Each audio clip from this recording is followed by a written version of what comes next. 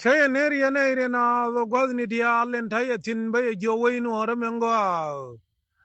agana mengo ra balare ra salama me we ka pul jang to agana men balar ji pul jang agana chi len gwazni dia al tiang en wo jang dial chi ga wela dimba idara ruweng ba non di bi ne kume ba milisha nuara tin kaw ke wurma chala pul jang cha ka gor ke idara bitaru wen min de wula larji me asiyo pul e wo chang edan me na ngariya ti kurbakel yene wurla chala tut galwa amani ndi sati me nangi antama jana ka pariyang animba na ka gad bulli again agana tiro do ko Chiri zidara kamilles chelaran oji into the full jang chi je junub kan kamalishat to go no ba ka suwe jang council mawa ka wato ka le a je hinanen bi as di min bi bakum jana ngija wi ni ti show ga die agana men balar ji full jang bi ngadan wa sal fakir awal yom maybe bejona riyaz de kon ka kod way nuara keila ka DDR en wojin inte ma bata se pije ajin mawo chonge ye gwishen wo de ye chilat kana bome teji mujing nyin ku je ka kur e chiter re junub kir wi lai Korea gwishen wala dimdiriya acting ko je wai enjen sababe nong ji ko tomorot ana pool tiro do en gogad bulletin suwi ni enter chong chaga tiang e jandial en wo mode bulde rodien moy ke je ma chala ter chong e chong an inter ken ana jin min bilaulada kan ni roye chalare gargare wel mai melere neire konde chaka wongi ka yukurania karian yale chenge na ka chiema ni ka jube mayaran gewure ko bi woro ka jang ka togjani wana kel bangat keneman ban ka wonong la jo ka jes ane changi kon kana no nuore ka gol chenge dan kyalare jen en wo thugdiel jani mala chenga kel yenaran ka rundi jenang rew ka chenge nan te ma chamat kana chiema ni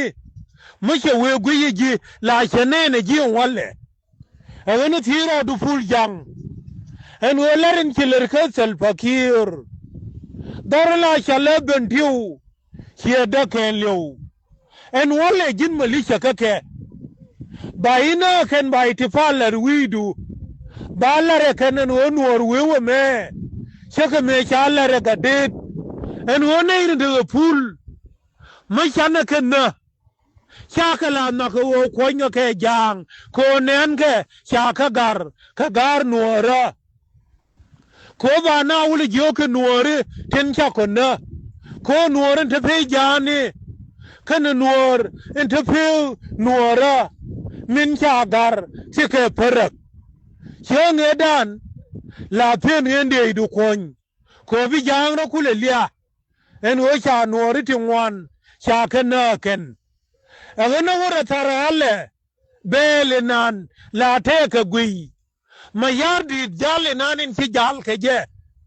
min chienen en wo chi wuzir mali yede macha kwan kareo cherawo yor pin wi kubrika mayani masabe de meye pen pin ke chewde tul agana jin chiro do ful jang en wo wolle macha na chokon ya yat gargur chiro do en wo kwan gona kwan dorien enjen ne kulenen ga gargur medan me chi kwaka nan ka gwan me ke wanga chen wo weye ya ka jetin ela kwan thôi ga kel kane kunduri chama na do kunduri chenge dan chyo lo je par che wegen ma wa kwan gwar tong ba cham na do kien che bi cham na do joni agana tiro du ful jang en wo wujunu yana kwan cha ga jang linga nangwa lare na tijari yaken ni wuzire pandung kerabar mace shop ka merkam sai junu Sudan de nyoka manene lare na tijari yan malishat tindukul liuke chodien cha yemer en wo yende machale as pdf meroye ke jimentame tarik bitaya pdf me ka lar ka melal junub me ke gadwe ke nyurtin enyen junubin deran pelejok mangashen wo mo jok tet deran pelejok mangashen wo mo jok janga deran pelejok mangashen wo mo jok zandi deran pelejok mangashen mo jok lutuka lakini asfidiab malad mujrimin dang diok keme ashirar ka chabiye me chakam masebeni CIA NOSLM kene ji chabi ken ke terrorist number 3 we mon number 1 Boko Haram ka Nigeria number 2 Al-Shabaab ka Somalia number 3 we mon SLM kene ji chabi chenge chi janga benen en woladim chi tariak de che jio kane re kon te lo ke je che wende ye me ba chorje chabi ba pel en ro ye jipul jang nei boren kon te ka ge adalam ngut ke malaz ke gor ti cha gor SPLA mani change lane tipal mala junub nunde ni wai taga ka gor tisha gor SPLA agana mangot charo SPLA ngot jin biliugar gwar gad ku changin to dien chang wo kwor wi magwa mawe woben ba nei re kon de chiliu ka nadal ba ka lal ka daftar ma ba ka lar ka yitifal shap junuba Sudan koken cha yikin tub ka wai lakin mujrimin te ya baka maye fakir te ya jona shap junub ka warab te ya jona shap junub ka yambio te ya jona shap junub ka nywak te ya jona shap junub ka nuor te ya jona shap junub ka lotuka te jona shap junub ka kingdom bita shuluk ngoden wo ful jang kanayri yagan tato ladim ken bigad way ka junub bi nyur balaren wo kanaydi di bana ka marka malab bita terrorist chalar merkam ngene ful jang jijiyo roye chalar wali bita rumbek menga jen wo je chabi che je wai menga jen wo corruption in chalare selfakir che bisujen hala batol me mo wir mangai ka kurumbek chenge cha chol me cha chole selfakir cha je cha rumbek che tokelia jin sifel ladim jin bi woi agana nga yiro ye chelar selfakir che je chap te liu kurumbek sira du selfakir chap te liu ku junuba Sudan chiga makwen ke yom fushula bitak mani chap te liu kurumbek ba ka nyo kwen en oken na ke selfakir chalar chenge matur chol chelar selfakir ka jaywan en wo cha wo ka junub na ka jin en wo ba yo wo kwal le jin en wo ba dare ler ka fanadi ka junub lerijin en wo ladim bi mu chale jiang council betarik junub be ngar lerijin chalar matut chol changi agana yen iren konen chamet yen ni ya joliwe arun bai baga e junubin agana argar gur jilarme chama yam tin kon ngum ken wo mi tin te du mi te ba no nge pol niang en wo ba beno na ke gwa no wo jinna ke niam dien ko pol niang